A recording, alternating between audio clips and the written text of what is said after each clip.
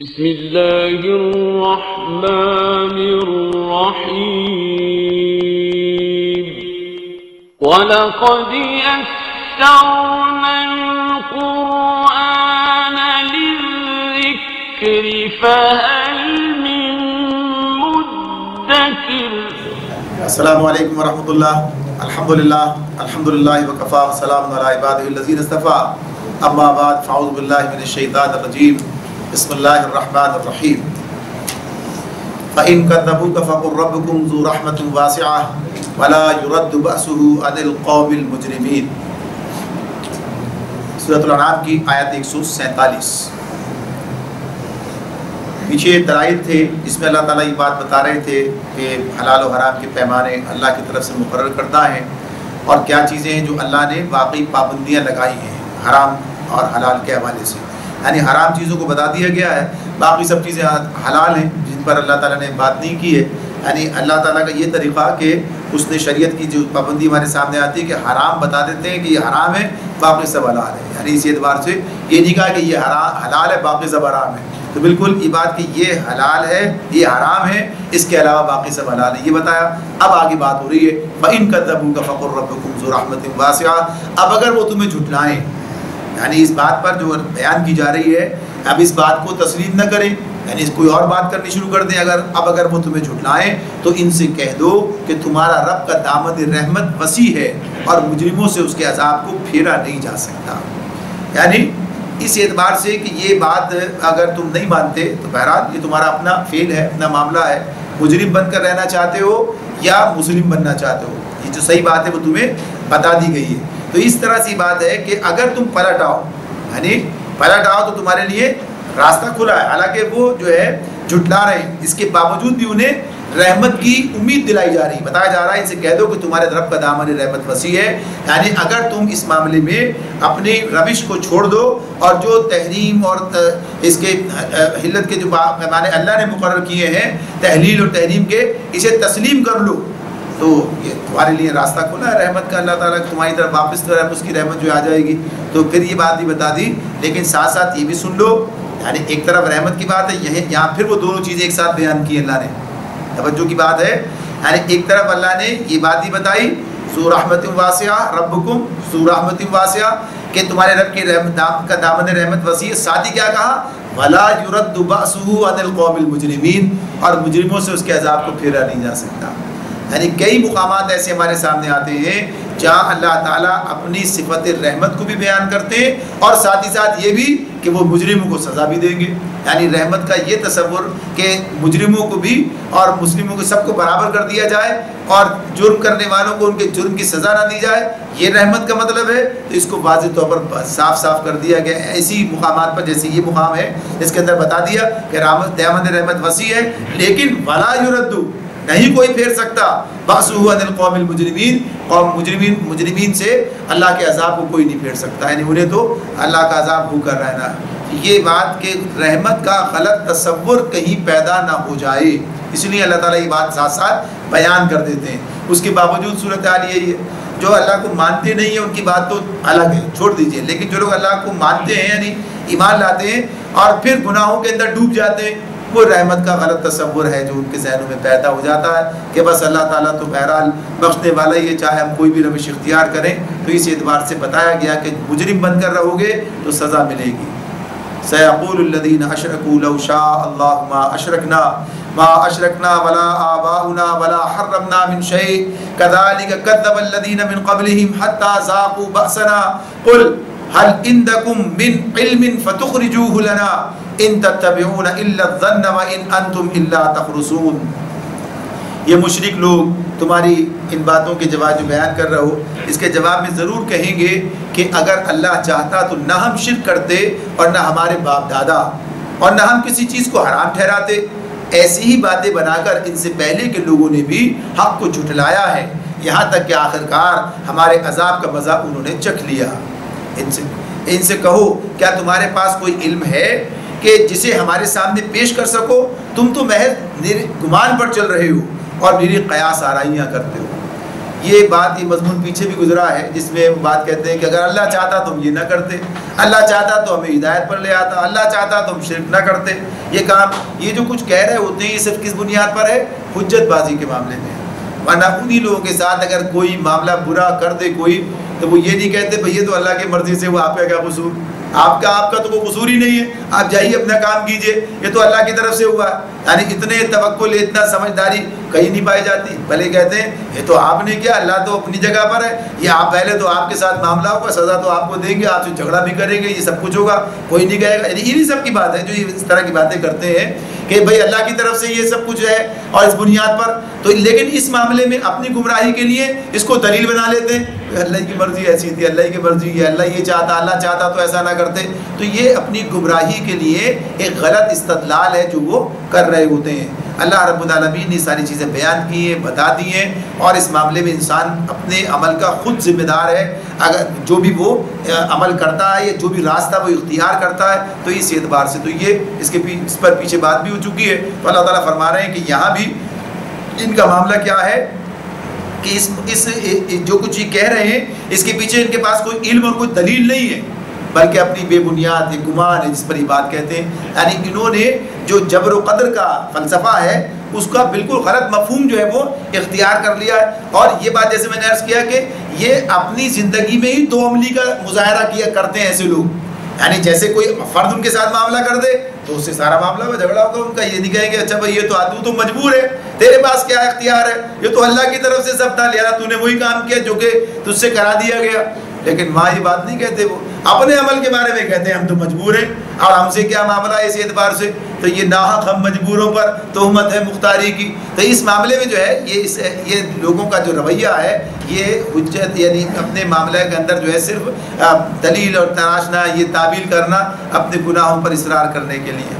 تو آگے فرمایا قل، آپ ان سے کہیے فللہ الحجت البالغہ فلو شاء لہداکم اجمعین، آپ ان سے کہیے حقیقت رس حجت تو اللہ کے پاس ہے، حجت البالغہ، یعنی جو صحیح حجت ہے جس کے پاس فیصلہ ہوگا یہ تو اللہ کے پاس ہے۔ بے شک اگر اللہ چاہتا تو تم سب کو ہدایت دے دیتا، یعنی تم کو ہدایت پر جمع کر دیتا۔ یعنی اس کا مطلب کیا ہے، اس اعتبار سے بات ہے یہ کہ یہ اگر جو بات اللہ تعالیٰ یہ جیسے تم نے کہا کہ اگر اللہ چاہتا، یعنی اگر اللہ زبردستی کوئی کام کرنا چاہتا، اللہ اپنی قدرت کے طور پر ہی کام کرنا چاہتا تو بہرحال اللہ کر دیتا، اس میں کوئی رکاوٹ ہے ہی نہیں، معاملہ نہیں۔ یہ تو تم نے اپنی جگہ پر ایک بات اس اعتبار سے تو کہی، لیکن اس کا مطلب یہ نہیں ہے کہ اللہ تعالیٰ نے تمہیں مجبور کیا اس معاملے میں کہ تم اس راستے پہ چلے جاؤ۔ اللہ نے تمہیں جہاں اس پر مجبور نہیں کیا کہ تم سب ہدایت اختیار کر لو، اس پر ہی مجبور نہیں کیا ہے کہ تم جو ہے گمراہی اختیار کر لو۔ یعنی اس معاملہ پھر وہی مشیت کا اور اس کا فرق سامنے آ جاتا ہے۔ جو مشیت الہی ہے کہ اللہ کی مشیت کے تحت معاملات ہوتے ہیں، اپنی جگہ پر ہی بات ہے کہ اللہ تعالیٰ ہونے دیتا ہے، لیکن ان معاملات میں ہر چیز کو اس کی رضا حاصل نہیں ہوتی ہے۔ نیک آدمی نیکی بھی اللہ کی مشیت اور اس کی توفیق کے تحت ہی کرتا ہے، اور ایک بدکار بھی آدمی کو بدکی کرنے کا موقع بھی اللہ دیتا ہے تو ملتا ہے تو کر پاتا ہے وہ، لیکن ظاہر ہے اس کو رضا حاصل ہے، اس کو رضا حاصل نہیں ہے۔ تو اس اعتبار سے اس پر ہم نے تفصیل سے بات کی تھی پہلے، یعنی مشیت کے اور رضا کے معاملے پر، تو اسی کو سامنے رکھا جائے۔ آگے فرمایا قل هلم شهداءكم الذين يشهدون ان الله حرم هذا فان شهدوا فلا تشهد معهم ولا تتبع اهواء الذين كذبوا بآياتنا والذين لا يؤمنون بالآخرة وهم بربهم يعدلون۔ ان سے کہو کہ لاؤ اپنے وہ گواہ جو اس بات کی شہادت دیں کہ اللہ ہی نے ان چیزوں کو حرام کیا ہے، پھر اگر وہ شہادت دے دیں تو تم ان کے ساتھ شہادت ہرگز نہ دینا۔ یہ بات اب تک وہی چل رہی ہے، یعنی جیسے ابھی آئی نا بات کہ وہی تناظر، اسی کے اندر حلال و حرام کے معاملات ہیں۔ اب کتنی اس کے اوپر بات ہو رہی ہے، کتنا زیادہ اس کو اللہ نے تفصیل سے بیان کیا ہے، سوچنے کی بات ہے نا۔ اصل میں ہوتا یہ ایک چیز سے دوسری چیز نکلتی ہے، جب ایک مقام پر کسی کا حق تسلیم کر لیا جائے تو باقی مقام پر بھی تسلیم کرنا پڑے گا۔ جب ایک معاملے میں ایک آدمی جو ہے دین کے اندر کوئی بھی چیز پیدا کر سکتا ہے، ایک آدمی کوئی حکم دے سکتا ہے، کوئی بھی فرد ہو یا قوم ہو یا کوئی بھی ہو اور ادارہ ہو تسلیم کر لیا جائے تو دوسرے معاملے میں بھی تسلیم کرنا پڑے گا، یعنی بات تو اپنی جگہ پر رہے گی۔ تو اس اعتبار سے جو چیزیں، جو بھی معاملات ہیں، چاہے وہ کھانے پینے کے معاملات ہوں، رہنے سہنے کے معاملات ہوں، عمل درآمد کی بات ہو یا زندگی گزارنے کا کوئی بھی سسٹم ہو، کوئی بھی معاملہ ہو، اس کے اندر کسی کو قانون سازی کا حق نہیں ہے اللہ کے مقابلے میں۔ اللہ کے مقابلے میں کہ اللہ کے قانون کے مقابلے میں وہ اپنا کوئی قانون بنا کر پیش کر دے، ایسی کوئی گنجائش نہیں. اس لیے اللہ تعالیٰ بار بار اس کو اتنی تفصیل سے بیان کیا. تب یہاں کہا کہ ان سے کہو کہ لاؤ شہادت ہے کوئی. شہادت کیا ہے؟ گواہی. گواہی کون دیتا ہے؟ جسے علم ہوتا ہے. گواہی گمان کی میرا خیال ہے کہ ایسا، خیال پہ گواہی نہیں ہوتی ہے. گواہی تو ہوتی ہے مجھے معلوم ہے، مجھے یہ علم ہے، اور علم کی آدمی کوئی دلیل دیتا، میں وہاں موجود تھا، یہ مجھے پتہ چلا، یہ اس طرح سے کوئی بتاتا. تو فرمایا کہ یہ ان سے کہو شہادت دئیے. پھر اگر وہ شہادت دے دیں تو تم ان کے ساتھ شہادت ہرگز نہ دینا. یعنی اس معاملے میں اس اعتبار سے بات ہے کہ بہرحال یہ ظاہر سی بات، اگر یہ ڈھٹائی پر اتر ہی آئیں اور یہ کوئی بھی غلط بات کہہ دیں، ظاہر ہے ان کے جواب میں ان کی وہ بات نہیں مانی جا سکتی. فرمایا وَلَا تَتَّبِعْ أَهْوَاءَ الَّذِينَ كَذَّبُوا بِآيَاتِنَا، اور ہرگز ان لوگوں کی خواہشات کے پیچھے نہ چلو جنہوں نے ہماری آیات کو جھٹلا دیا ہے.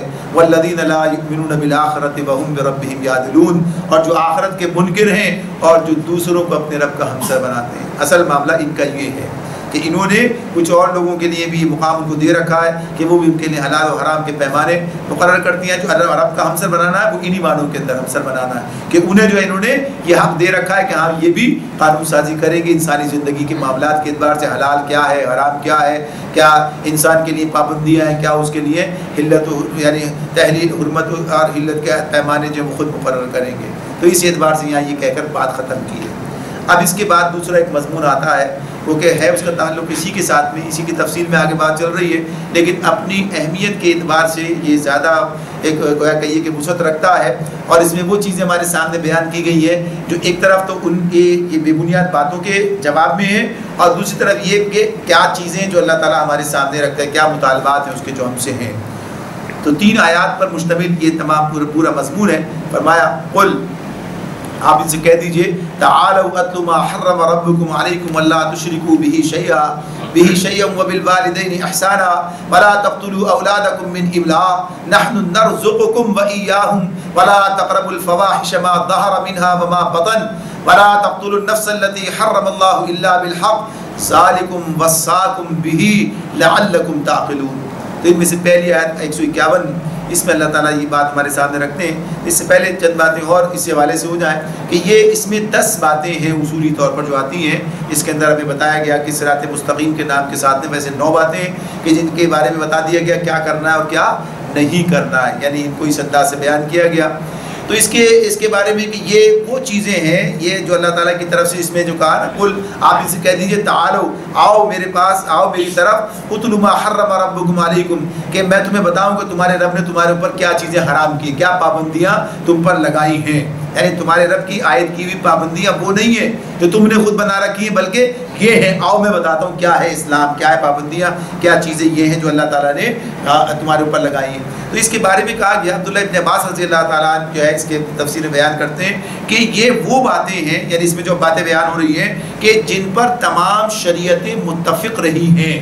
تمام شریعتوں کے اندر یہ چیزیں اپنی جگہ موجود ہیں. اسی حوالے سے ایک اور بھی روایت کعب بن احبار کے حوالے سے آتی ہے کہ انہوں نے کہا توریت کے حوالے سے وہ کہتے ہیں اسی کے عالم بھی تھے، وہ مسلمان ہوئے کہ ہاں توریت کے اندر بھی یہ چیزیں اسی طرح سے موجود تھیں، یعنی اس کا آغاز انہی باتوں سے ہوتا ہے. تو غرض یہ کہ دین تو ایک ہی ہے اور اس کے اندر وہ چیزیں بھی ہمارے سامنے آتی ہیں، تو یہ کوئی ایسی بات نہیں ہے.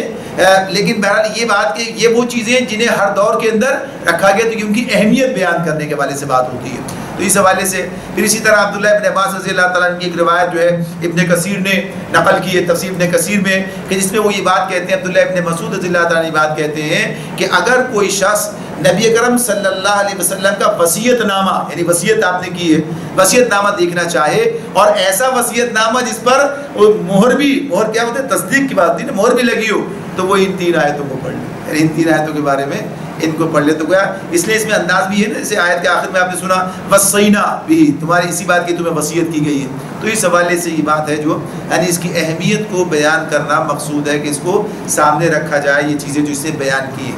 تو اس کے اور بھی مختلف چیزیں اس درمیان میں آ جائیں گی سامنے. تو فرمایا اے محمد صلی اللہ علیہ وسلم، یعنی اللہ تعالیٰ رسول اکرم صلی اللہ علیہ وسلم سے کہتے ہیں ان سے کہو کہ آؤ میں تمہیں بتاؤں تمہارے رب نے تم پر کیا پابندیاں عائد کی ہیں. اچھا تعالو کی بات جو ہے یہ اس کے بارے میں بھی کہا اس حوالے سے کہ جیسے کوئی بلندی سے تعالو یعنی اپنے طرف بلاتا ہے، یعنی اب بلندی پہ بلانے کا یعنی خود بھی ہے بلندی پہ تو آپ کو بھی بلا رہا ہے، بلندی پہ بلا رہا ہے، یعنی یہ چیزوں سے اختیار کر کے انسان بلند ہو جائے گا، یعنی اسے برتری اس اعتبار سے اس بلانے کی بات ہے، اس طرح بلایا رہے.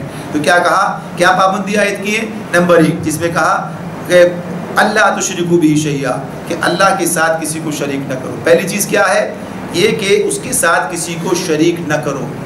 جہاں بھی ہم یہ ترتیب دیکھتے ہیں، جہاں بھی اللہ تعالیٰ کے احکامات اس طرح سے ہمارے سامنے آتے ہیں، اس میں آغاز عمومی طور پر اسی طرح سے ہوتا ہے. عمومی طور پر یہ بات جو ہمارے سامنے آئے گی کہ سب سے پہلے جہاں کچھ چیزیں بیان کی، کچھ ضابطے، کچھ قاعدے، کچھ اصول آ رہے ہوں گے، تو اس کے اندر عمومی طور پر یہ بات ہوگی. بعض جگہ ایسا ہو سکتا ہے کہ کسی خاص بنیاد پر، کسی خاص اسلوب کے اندر کوئی ترتیب بدل گئی ہو، ورنہ عام طور پر یہ آئے گی. سورہ نساء کی آیت 36 میں چلے جائیں، وہاں بھی اس طرح کا مضمون ہے، وہاں بھی یہ بات آئے گی. سورہ بنی اسرائیل کے اندر چلے جائیں، اس کے بعد تیسرے رکوع میں جو پورا مضمون چل رہا ہے اس کے اندر بھی بات کا آغاز اسی سے ہوتا ہے. تو یہ عام طور پر یہ طریقہ ہمارے سامنے آتا ہے، اس لیے کہ اسلام کی تو بنیاد ہی یہی ہے، اور جتنے کام کرنے ان کی بنیاد بھی یہی ہے.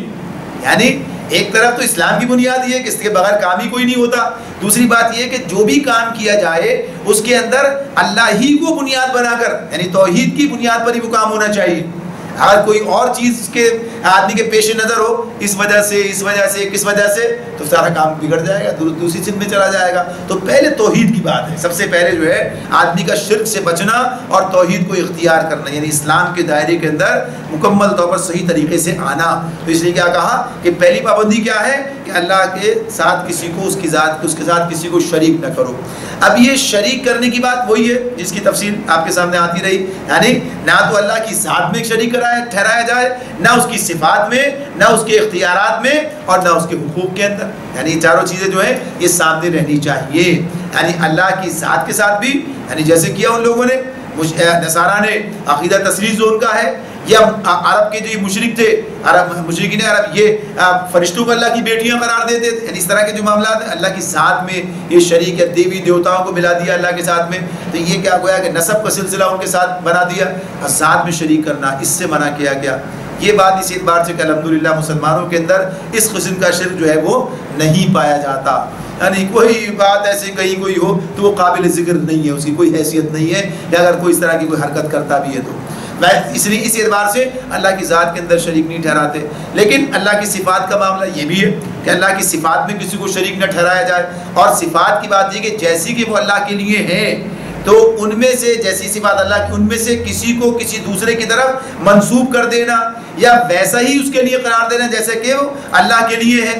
اس کی مثال کیا ہے؟ اس کی مثال یہ کہ جیسے غیب کے بارے میں اسی صورت میں کہا نا ہمارے سامنے، وَعِندَهُ مَفَاتِحُ الْغَيْبِ لَا يَعْلَمُهَا إِلَّا هُوَ. بات ہے اب کوئی کہ غیب کی ساری حقیقتیں اس پر کھلی ہوئی ہیں، اس اعتبار سے بات ہو جائے، یا تمام قسمتوں کو بنانا اور بگاڑنا انہی کے اختیار کی بات ہے، یہ سمجھ لیا جائے. تو یہ تمام چیزیں جو اس اعتبار سے، یا فوق الفطری طریقے سے نفع و نقصان پہنچانا، یہ سارے معاملات جو ہیں تو یہ اللہ کی صفات ہے. اس اعتبار سے جو ہے، اور یہ اللہ کے اختیار کی بات بھی آتی ہے، اسی کے اندر یہ اس کے اختیار کا معاملہ بھی ہے کہ جو اللہ کے سوا کسی اور کے لیے تسلیم کر لیا جائے کہ وہی ہے، کوئی بیٹے دیتا ہے، بیٹیاں دیتا ہے، کوئی اس طرح سے. اللہ نے بتا دیا کہ یہ کام تو اللہ کا ہے، کسی اور کا کام نہیں ہے.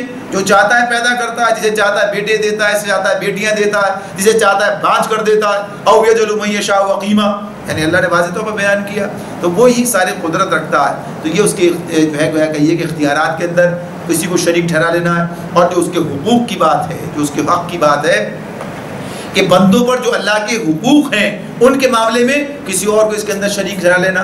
اب یہ اختیار کے اندر بھی آتا ہے ان الحکم الا للہ، اور حقوق کے اندر بھی آتا ہے کہ اسی کے لیے تسلیم کیا جائے کہ وہی، یعنی الوہیت کا جو معاملہ اس کا ہے، تو ایسے ہی اس کا معاملہ کیا ہے، حاکمیت کا بھی ہے. حاکمیت بھی اسی کی ہے، یہ اسی کو حق ہے.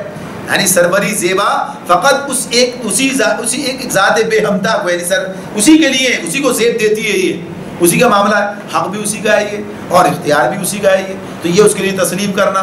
یہاں پر ہم دیکھتے ہیں کہ بہت سارے واحد جو ہیں وہ بھی جب اللہ کی صفت حاکمیت کا معاملہ آتا ہے، صفت کے اعتبار سے بھی صفت حاکمیت کا معاملہ آ جائے، اور اس کے اختیار اور حق کا معاملہ بھی اس کے اندر سامنے آ جائے، اسی کا حق ہے، اسی کا اختیار ہے، جو چاہے فیصلہ کرے، جو چاہے حکم دے، تو اس کے اندر جو ہے وہ دوسروں کو شریک ٹھہرا دیا جاتا ہے. یعنی صفت حاکمیت کے معاملے میں بڑی غلطیاں جو ہیں وہ معاشرے کے اندر پائی جاتی ہیں. تو یہاں پر یہ بات بتا دی کہ ہر اعتبار سے شرک سے بچنا یہ ایک مسلمان کی ذمہ داری ہے، ہر انسان کی ذمہ داری ہے. تو پہلی بات یہ بتا دی کہ اللہ کے ساتھ کسی کو شریک نہ ٹھہرایا جائے.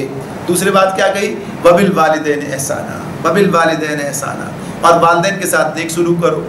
اب یہ اس کے اندر یہ بھی ترتیب میں وہی دوسرے نمبر پر بات ہمارے سامنے آتی ہے، یعنی یہی ترتیب جو پہلے جیسے عرض کیا تھا کہ سب سے پہلے اللہ کے حق کی بات آئے گی، اور اس کے بعد جب بندوں کے حوالے سے بات ہوگی تو والدین کے حقوق کی بات آ جائے گی، دوسری چیز یہ بیان کر دی جائے گی۔ یعنی نبی کرم صلی اللہ علیہ وسلم کا ایک ارشاد اس حوالے سے ہمارے سامنے آتا ہے، اس کی تشریح کے طور پر ہی سمجھ لیجئے کہ جب پوچھا آپ سے، یعنی یہ روایت صحیحین کے اندر موجود ہے کہ اس میں یہ بات کہی، یعنی صحیح متفق علیہ روایت ہے کہ آپ سے پوچھا کہ سب سے اچھا افضل عمل کون سا ہے، تو آپ نے فرمایا نماز کو اس کے وقت پر ادا کرنا ہے، اللہ کے ساتھ تعلق کی بات، یعنی اس اعتبار سے کہا اس کو اپنے وقت پر ادا کرنا، یعنی جو صحیح اس کا وقت ہے اس پر ادا کرنا، اور پھر کہا اس کے بعد، تو کہا اس کے بعد اپنے والدین کے حقوق ادا کرنا، والدین کے ساتھ نیک سلوک کرنا، یعنی اس کے فوراً بعد جو ہے یہ بات آ جاتی ہے، اور پھر تیسرے پورا اس کے بعد تو کہا اللہ کے راستے میں جہاد کرنا۔ تو اس طرح سے یہ چیزیں ہمارے سامنے رکھی گئی، بتائی گئی کہ حقوق کے حوالے سے کہ والدین کا معاملہ جو ہے یہ اس کے فوراً بعد آتا ہے۔ اچھا اس کی بنیادیں ہیں، اس کے بارے میں انسان جب سوچے غور کرے تو ساری چیزیں اس کے سامنے آتی چلی جاتی ہے۔ دیکھیے ایک تو بات یہ ہوتی ہے کہ جو چیز ہمارے سامنے حکم کی صورت میں اس پر عمل درآمد کرنا ہے، ایک بات یہ بھی ہوتی ہے کہ حکم کی علت جو ہے اس کی وجوہات اس کو بھی سامنے رکھیں تو آدمی اس کی روح کو پوری طرح سے سمجھ کے اس کا حق ادا کرنے کی صورت میں آتا ہے۔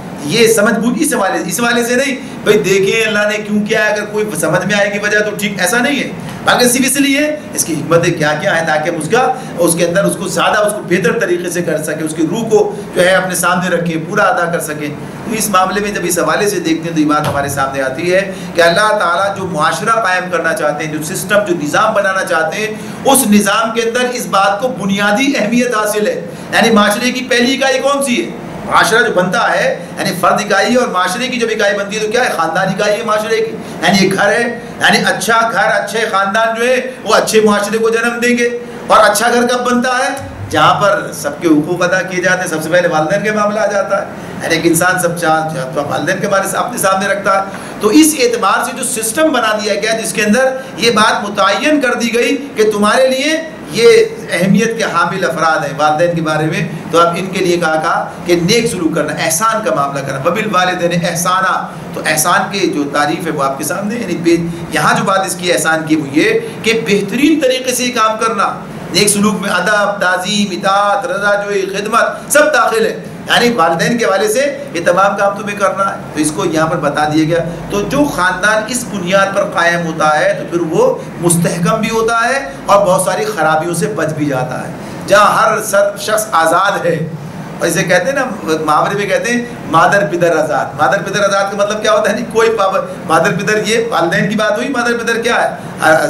فارسی میں انہیں کہتے ہیں والد و والدہ کی بات ہو رہی ہے، یعنی جو ان سے بھی یعنی کوئی پابندی قبول کرنے کے لیے تیار نہیں ہے، ظاہر سی بات ہے اچھا بلا تو بتانے والے وہ لوگ ہیں، تو یہ ظاہر سی بات ہے گمراہی کی طرف چلا جاتا ہے، خرابی کی طرف چلا جاتا ہے، اس کا امکان زیادہ ہوتا ہے کہ چلا جائے۔ تو اس اعتبار سے یہ بات ہے۔ پھر سورہ ہمارے سامنے بنی اسرائیل کے اندر آئے گی بات، اس میں اللہ نے اور زیادہ وضاحت کے ساتھ بات کی ہے کہ بوڑھے ہو کر رہے ہیں، دونوں میں سے ایک رہے تو ان کے ساتھ کس طرح کا سلوک ہونا چاہیے۔ تو ایک سسٹم، ایک نظام بنایا ہے کہ اس کے اعتبار سے تمہیں اپنی ذمہ داریوں کو ادا کرنا ہے۔ یہ ذمہ داریاں ادا کرو گے تو پھر کیا ہوگا؟ کام ٹھیک طریقے سے انجام پائیں گے، معاشرہ صحیح بنیادوں پر قائم ہو جائے گا، اس کے افراد جو ہیں وہ صحیح طریقے سے اپنا کام ذمہ داریاں ادا کرتے چلے جائیں گے۔ تو اس میں یعنی جب وہ مضمون آئے گا اس مقام پر اس کی تفصیل اسی اعتبار سے آئے گی۔ تو یہاں پر یہ چیز اپنے سامنے رکھنے کی ہے کہ اللہ تعالیٰ ہمارے سامنے یہ بات رکھ دیتے ہیں کہ دوسری بنیاد کیا ہے؟ سب سے پہلے آ گئی کہ والدین کے ساتھ نیک سلوک کرنا۔ اگر انسان دنیا بھر کے ساتھ نیک سلوک کرے، والدین کے ساتھ بدسلوکی کرے تو سارا کام بیکار ہو جائے گا۔ یعنی اس معاملے میں جیسے وہی بات ہے کہ اللہ تعالیٰ کا حق ادا نہ کرے سب کام ختم ہو جائے گا۔ اب اس کے بعد جو بات بتا دی اس کے بعد کہہ دیا کہ مقدم ہے، یہ سب سے مقدم کیا ہے کہ ان کے حقوق جو ہیں وہ پورے کیے جائیں، ان کے حقوق ادا کیے جائیں، ان کے ساتھ نیک سلوک کیا جائے، ان کی خدمت کی جائے، ان کی اطاعت کی جائے، ان کی رضا جوئی کا معاملہ رکھا جائے۔ تمام چیزیں جو اس کے اندر آ جاتی ہیں۔ تو نیک سلوک کرنے کا حکم دیا ہے، اور جن گھروں کے اندر یہ سسٹم بنے گا تو وہ گھر اچھے معیاری گھر ہوں گے۔ اس کے بعد پھر وَلَا تَقْتُلُوا أَوْلَادَكُم مِّنْ إِمْلَاقٍ، اب پھر اس کے ساتھ اولاد کا معاملہ لگا دیا۔ والدین کے بعد اب اولاد کی بات آ گئی، یعنی یہ بھی ساتھ ہی ساتھ دونوں چیزیں دو طرفہ ہیں، ایسا نہیں کہ ایک کا حق ہے دوسرے کا حق نہیں ہے۔ تو جہاں قرآن مجید کی بہت ساری آیات اس کے اوپر تھی نا، جہاں کسی ایک مقام پر ٹھہر کر بات کر سکیں گے اس پر، تو اب یہاں پر اولاد کے بارے میں اللہ نے والدین کی ذمہ داری لگا دی کہ اب والدین کا ذمہ داری بھی کیا ہے کہ وہ اولاد کو کی پرورش کرنا، یعنی اولاد کی تربیت، تعلیم، پرورش سب چیزیں. تو اسی میں پہلی بات کیا کہی ہے کہ اپنی اولاد کو مفلسی کے ڈر سے قتل نہ کرو. یعنی پہلا اس معاشرے کے اندر بات ہو رہی ہے، اس معاشرے کے اندر یہ بگاڑ موجود ہے، اس معاشرے کے اندر یہ خرابی موجود ہے، اور اس کے اندر کیا چیز ہے؟ مفلسی ہے. اس مفلسی کے اعتبار سے معاملہ ہے، تو اس سے منع کر دیا گیا کہ ایسا نہ کرنا، ایسا نہ کرنا. اور پھر اس میں جو بات سمجھائی گئی وہ کیا ہے؟ نحن نرزقکم وإیاہم، ہم تمہیں بھی رزق دیتے ہیں اور ان کو بھی دیں گے. یہی بات جو ہے سورہ بنی اسرائیل میں بھی ہے، وہاں ترتیب پلٹی ہوئی ہے، یہاں ترتیب دوسری ہے. یہاں اس معاملے میں اس اعتبار سے کہا یعنی تم اپنے پاس سے کھلاتے ہو. جیسے ہے نا جب آدمی بچے چھوٹے ہیں، اب بچے چھوٹے ہیں تو کون کما کے لاتا ہے؟ یعنی ان کا باپ کما کے لاتا ہے، مال لاتی جو بھی ہے، یعنی اب والدین ہی کام کرتے ہیں. تو اب کہا کہ تم جو کما کے یہ کون دیتا؟ ہم ہی تو تمہیں بھی دیتے ہیں، یعنی ان کا حصہ بھی تمہیں دیتے ہیں جب اللہ کے پاس سے. تو اس لیے کیا کہا ہم تمہیں بھی رزق دیتے ہیں اور ان کو بھی دیں گے، اب بھی تمہارے حصے میں ملا کر دیتے ہیں، اور جب وہ اب تنہا ہوں گے تو اس اعتبار سے بھی ان کو دیں گے. تو یہاں پر یہ بات واضح کر دی گئی کہ یہ تصور کرنا، یہ سوچنا یہ کہ رزق کے اندر کوئی کمی پیدا ہو جائے گی، کوئی تنگی پیدا ہو جائے گی، یہ تمہاری خام خیالی ہے، یہ تمہاری کہیے کہ غلط تمہاری سوچ ہے کہ ایسا ہو جائے گا. اللہ تعالیٰ جو پیدا کرنے والا ہے وہی رزق بھی فراہم کرنے والا ہے، اور ہر شخص کے لیے اللہ تعالیٰ کی طرف سے رزق متعین کیا گیا، اللہ کی طرف سے ہر شخص کے لیے رزق متعین کر دیا گیا. اس معاملے میں اس اعتبار سے ظاہر سی بات ہے مسلمان کا نقطہ نظر کچھ اور ہوگا اور غیر مسلم کا نقطہ نظر کچھ اور ہوگا. مسلمان کا نقطہ نظر کیا ہوگا؟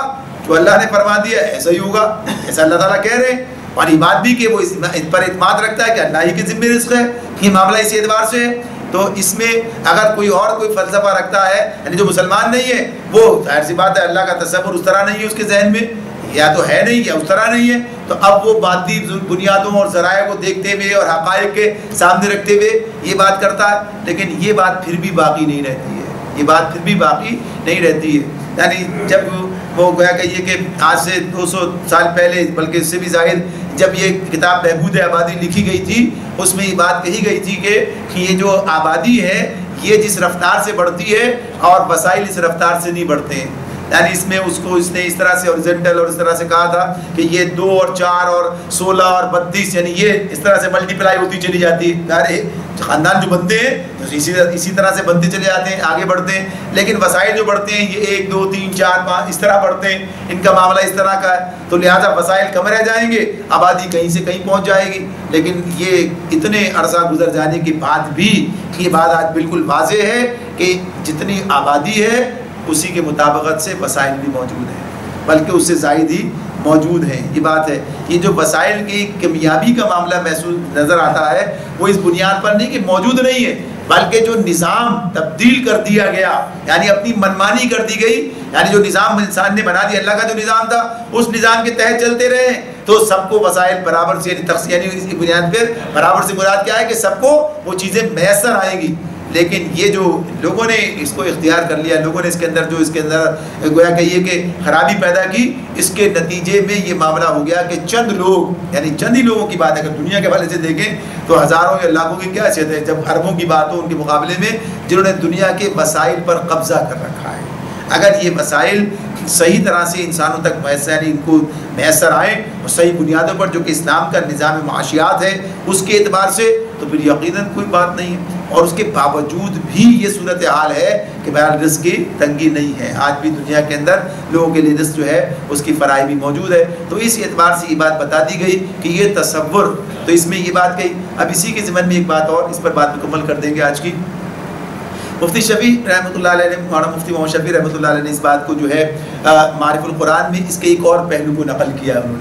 انہوں نے کہا ہے کہ اولاد کا قتل صرف یہی نہیں ہے جو کہ وہاں رائج تھا، اولاد کا قتل یہ بھی ہے کہ انہیں صحیح تعلیم و تربیت سے محروم رکھا جائے. وہ اس کی بات اس کے لیے دلیل جو لاتے ہیں وہ کیا ہے؟ وہ بھی سورۃ الانعام میں ہم نے پڑھی نا پیچھے، اومن کان میتا فاحییناہ وجعلنا له نورا یمشی بہ فی الناس. وہ کہتے ہیں کہ جس کے پاس یہ دین نہیں وہ اللہ کی نظر میں مردہ ہے، وہ اللہ کی نظر میں کیا ہے؟ وہ مردہ ہے. یعنی اس کی تو حقیقی زندگی تو حاصل ہی اس علم کی بنیاد پر ہوتی ہے، ایمان کی بنیاد پر ہوتی ہے. تو اگر کسی نے اپنی اولاد کو علم سے، دین کے علم سے، ایمان سے اور اس سے بے بہرا رکھا تو گویا اس نے انہیں مردہ کر دیا، ایک طرح سے قتل کر دیا. یعنی گویا کہ یہ کہ انہیں اس زندگی جو اصل زندگی ہے اس سے آگاہی نہ کیا، اس زندگی کو انہیں حاصل ہی نہ ہو سکی. تو اس اعتبار سے، معنوی اعتبار سے انہوں نے گویا کہ یہ کہ اس معاملے میں اس بات کو اٹھایا ہے. تو یہ بات تو اپنی جگہ، یہ بات ہے، حقیقت تو ہے اس معاملے میں، اس حوالے سے کہ یہ بات اپنی جگہ کہ والدین کی یہ ذمہ داری بھی کہ جہاں ان کے کھانے پینے کا انتظام کریں گے وہیں ان کی تعلیم و تربیت کا انتظام بھی کریں گے. کھانے پینے کا معاملہ تو اتنا زیادہ گویا کہیے کہ خرابی کا نہیں ہوگا. بہرحال انسان جیسے بھی پل جاتا ہے، مگر تعلیم و تربیت اگر نہ ہو تو زندگی برباد ہو جاتی ہے اور آخرت بھی اس کے نتیجے برباد ہو جانے کا اندیشہ ہو جائے گا. یعنی یہ بات بھی ہوگی. تو تعلیم و تربیت کی اہمیت جو ہے وہ زیادہ ہے بنسبت اس کے کہ آدمی رزق رسانی کے معاملے میں کتنی اہتمام کرتا ہے، کتنا کام کرتا ہے. تو گویا اس کو اس اعتبار سے بھی دیکھا جائے اور اس پر عمل کیا جائے. تو انشاءاللہ اس پر گفتگو کو پھر آگے رکھیں گے. اللہ تعالیٰ ہمیں سمجھنے اور عمل کرنے کی توفیق عطا فرمائے.